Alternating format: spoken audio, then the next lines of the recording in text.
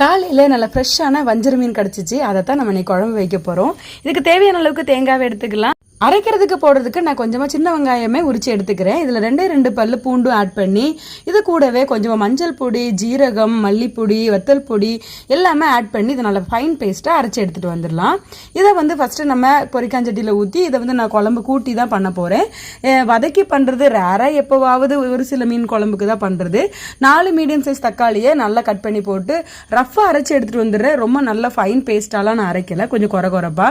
அப்போனா தான் எனக்கு என்னவோ நல்லா இருந்த மாதிரி இருக்கும். பிளஸ் புளி ஊற வச்சிருந்தேன், அதையுமே கரைச்சி உள்ள ஊற்றிக்கலாம். அப்புறமா சின்னதாக ஒரு பெரிய வெங்காயம், பிளஸ் கொஞ்சம் 2 பச்சை மிளகா, கொஞ்சம் கருவேப்பிலை, ஒரு 4 பல்லு பூண்டு இவ்வளோத்தையும் உள்ள போட்டுட்டு லாஸ்ட்டாக கொஞ்சமாக வெந்தயமும் போட்டுக்கிறேன். இதுக்கப்புறமா தேவையான அளவுக்கு தண்ணி ஊற்றி குழம்பு நல்லா மிக்ஸ் பண்ணி விட்டுடலாம். கன்சிஸ்டன்சியே பார்த்துக்கலாம். நமக்கு எவ்வளோ கொஞ்சம் கட்டியாக வேணும்னா அதுக்கேற்ற மாதிரி தண்ணி ஊற்றிக்கலாம். எங்கள் வீட்டில் கொஞ்சம் தண்ணியாக தான் வைப்போம், அதுக்கேற்ற மாதிரி தண்ணி ஊற்றிக்கிட்டேன்.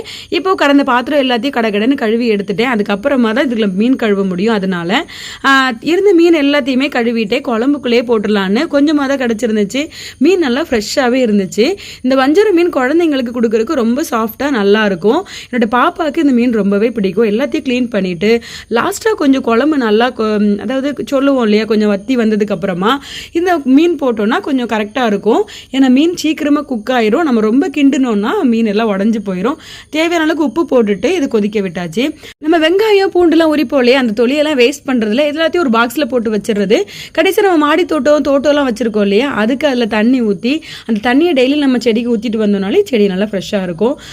வேலையெல்லாம் முடிச்சுட்டு தான் குளிச்சுட்டு வந்தேன். அப்புறமா அவங்க அப்பா கூட பாப்பா விளையாண்டுட்டு இருந்தாங்க. நான் பெரிய பாப்பாவை அங்கன்வாடிக்கு கூப்பிட போகிற டைம் ஆயிடுச்சு. அதனால் கடை நீ தண்ணி ஒரு சொம்பு நல்லா குடிச்சிட்டு, அடிக்கிற வெயிலுக்கு கொஞ்சம் தண்ணி நிறைய குடிக்கணும் இல்லையா, அது ஏதோ ஒரு விதத்தில் குடிச்சிக்கிறது. வீட்டுக்கு வந்து தான் சாப்பிட்டேன். தேங்க்ஸ் ஃபார் வாட்சிங்.